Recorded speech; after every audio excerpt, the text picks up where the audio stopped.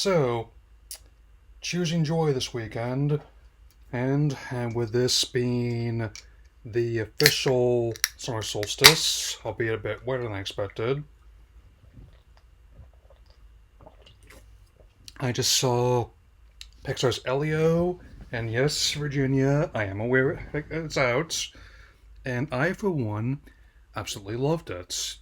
I mean, before I get too into this, just to point out there's at least about as much awareness, at least in my circle, as there is of Jurassic World, Superman, Fantastic Four, and what was gonna be like initial, well, easy, a two for dragons has now become like a three-way tug of war between that, this, and 28 years later. So do with that what you will.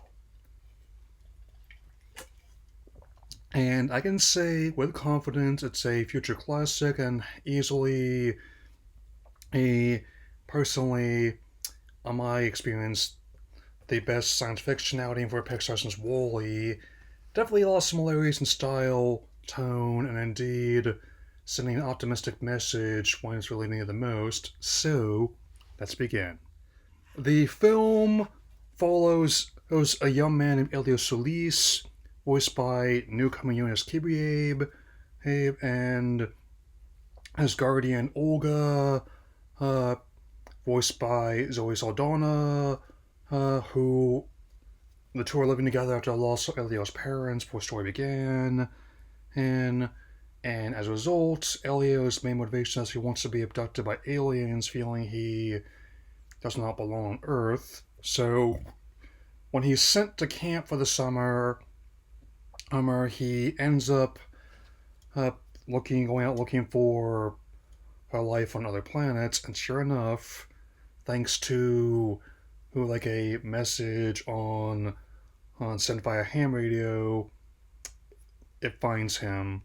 Now, after getting what he wanted, he must form a peace deal with the Hylian Empire and their leader, Rygon, voiced by Brad Garrett of Everybody Loves Raymond fame, and also ends up forging a bond with his son, Hun Glorden, and his design is easily one of my favorite things about this movie. Apparently, he's based on the tardigrade water bear, and for anyone who's kind of wondering about the scene where he climbs into his gullet, you only get one, and it's definitely that one scene meme from Police Squad. Y'all know the one.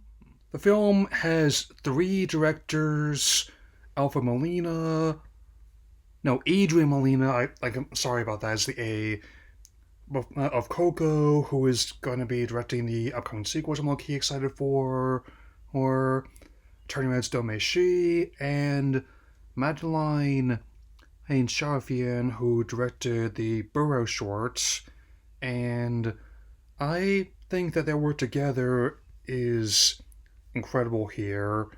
I also really like the score of Rob Simonson, and I was definitely correct in my guess that the movie would harken back to similar science fiction films where you're trying to make contact with an alien including stuff like Denis Villeneuve's Arrival, the classical accounts of first kind, and Contact. That last one, especially, the film pulls a lot of from the works of Carl Sagan, who always fascinated me when I was younger and still does. And the whole setting where the other alien species share ideas in this universe is genuinely one of the best settings I've seen, where it's basically like a city planet spacecraft hybrid, which I believe Jeremy Jones compares to of Mass Effect, and I also have a sudden desire to have these characters in Mass Effect. I'd like some of those other videos I've seen online. And I think, and as for what Mark Kermode was suggesting about being a bit too out there for or spooky for younger viewers, I'd say just the right amount. In fact, just comparing the way Elio moves moves to who young Andy in the first Toy Story, just as how far they've come in the last 30 years. I'll just deal with the sequel, the next sequel as it comes, personally. I would say that if you're going to be seeing this in a larger format, it's worth it. Just in general, instead of going for the doom and gloom narratives people have, I'm once again choosing joy and encouraging others to see his film instead. I mean, which I think would definitely be the best way to help change the conversation about this. I mean, it's because sometimes the narrative you're being told does not, and ways perceived to not match up with the reality situation. I mean, you of course you have this great finale where you're flying spacecraft through debris, but it's the simple warmth of a touch between child and guardian that really he clinches it. And I was definitely, I think it definitely also, if you enjoy things like Guardians of the Galaxy, it's definitely going to be one that's worth watching. It's that kind of mixture of heart, humor, and as a nice lifelong fan of the studio, they'll give me a combination of both human existentialism, odds are I'll enjoy myself.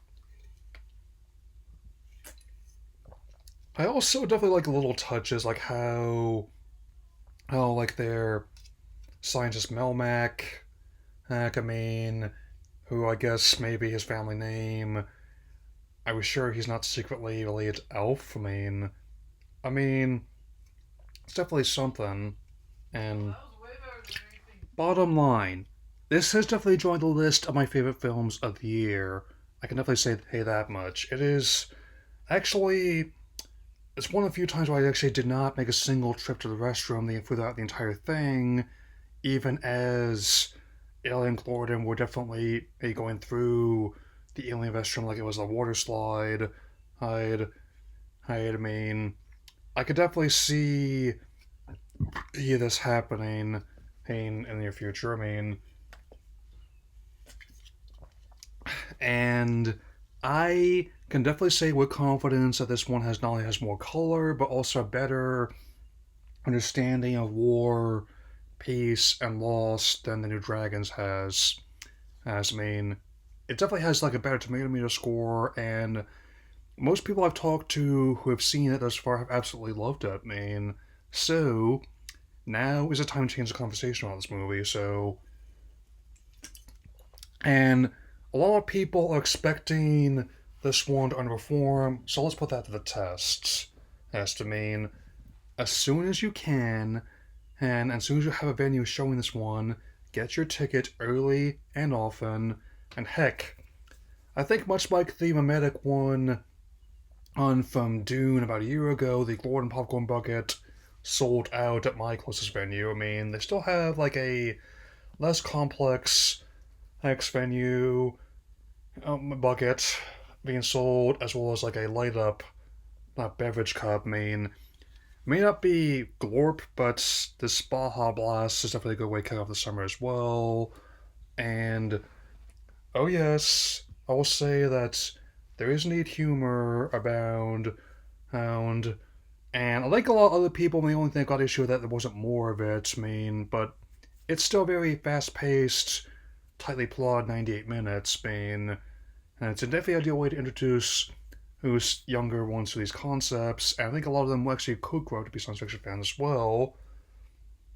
I wouldn't say there's anything on Scene Water Managers like the anxiety attack scene inside 2 from last year here, but there are definitely dark moments, I can definitely say that much.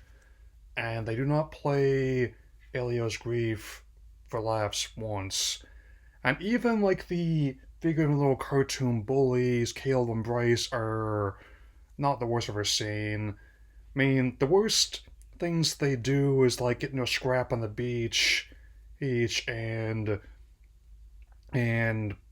also play a practical joke on him and while he's at camp, which is as in I think maybe And the alien mask is to a kid who actually likes aliens and then wants to get abducted by them.